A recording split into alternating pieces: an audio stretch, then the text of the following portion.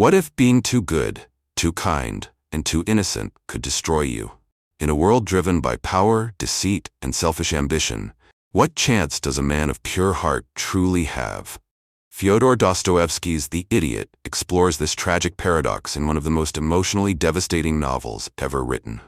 Prince Myshkin, a man of deep compassion and unshakable honesty, returns to Russian high society after years of treatment for epilepsy in Switzerland. But his goodness is not a virtue in this world, it is a weakness. As he moves through a whirlwind of love, betrayal, and moral decay, his very innocence becomes his downfall. Can a truly good man survive in a corrupt society, or is he doomed from the start? Written in 1869, The Idiot is one of Dostoevsky's most philosophical and psychologically intense novels. It questions whether true virtue can exist in an imperfect world. Over the next 8 minutes, we'll explore Mishkin's tragic journey, the brutal choices he faces, and what his fate reveals about the human condition. Stay with us, you won't want to miss this. A return to a different world. Prince Lev Nikolaevich Mishkin arrives in St. Petersburg after spending years in a Swiss sanatorium. He is kind, naive, and almost childlike in his view of the world. On the train, he meets Parfen Rogozhin, a passionate and volatile man obsessed with a woman named Nastasia Filipovna. Mishkin's first encounter with high society is at the home of General Yepanchin, where he quickly impresses the family with his sincerity but is also viewed with suspicion. It is here that he meets the beautiful Aglaya Yepanchin, a sharp-witted young woman whose future will intertwine with his in unexpected ways. As he enters Russian aristocratic society, Mishkin's lack of guile becomes both his strength and his downfall. His straightforward nature and lack of social cunning make him a curiosity, an anomaly that both fascinates and unsettles those around him.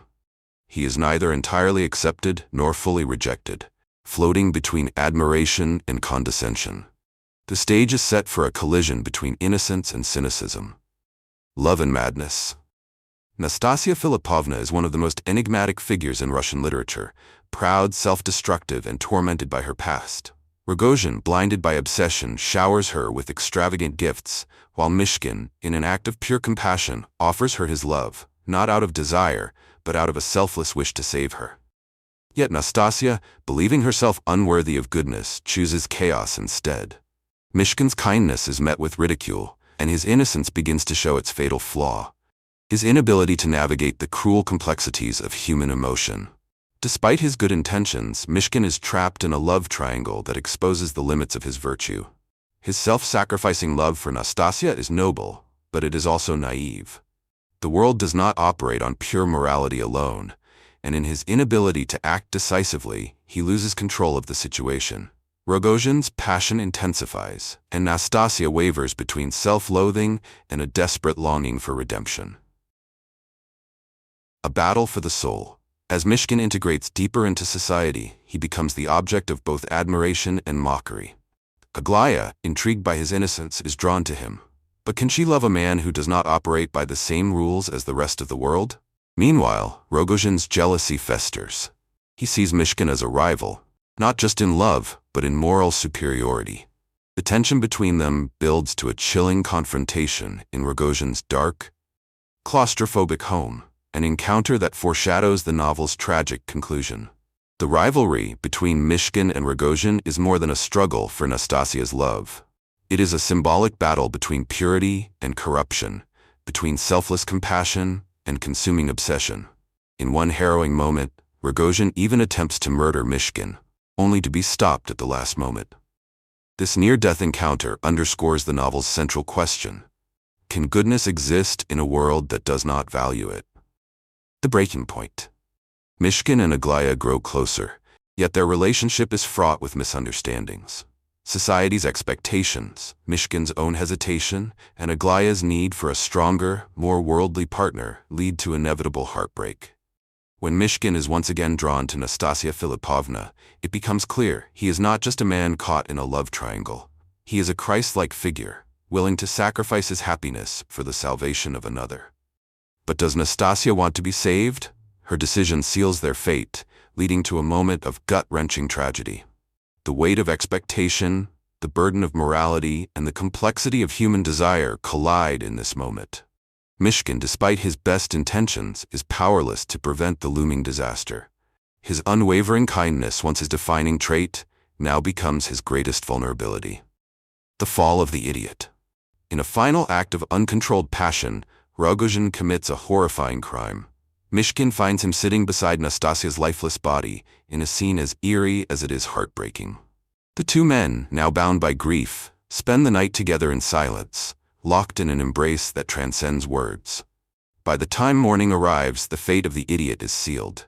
Mishkin's mind collapses under the weight of his purity, his love, and the brutal reality of human nature. He is sent back to the sanatorium, a shell of the man he once was. The novel ends in quiet devastation. Rogozhin is imprisoned, Nastasia is lost, and Mishkin, once the bearer of hope, is reduced to an empty existence. His failure is not just personal, it is existential.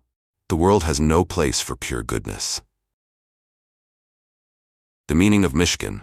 What does the idiot ultimately teach us?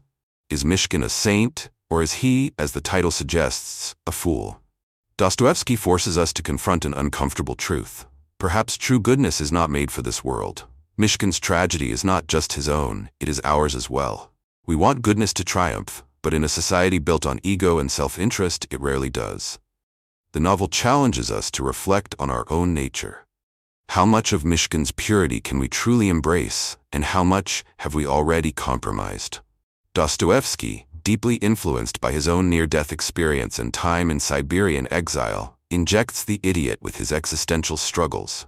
Mishkin's failure is not just about goodness in society, but about human nature itself. Our inability to accept purity without either destroying it or corrupting it. His epilepsy, often symbolic in Dostoevsky's works, mirrors a spiritual transcendence that society cannot understand. The novel asks, can goodness exist without power? And if not, is true goodness even possible? For those who love literature that digs into the deepest corners of the human soul, The Idiot remains an essential read. It speaks to the heart of what it means to be human, what it means to suffer, and what it means to love beyond oneself. The Idiot is a masterpiece of moral philosophy and psychological depth, asking questions that remain just as relevant today as they were in 1869. If you found this breakdown insightful, let us know in the comments. Do you think Mishkin was truly an idiot, or was he the only sane one among them? Don't forget to like, subscribe, and hit the notification bell for more deep dives into the world's greatest literature. See you in the next 8-minute masterpiece. If you enjoyed this analysis, check out our summaries of Crime and Punishment to explore more of Dostoevsky's fascinating mind.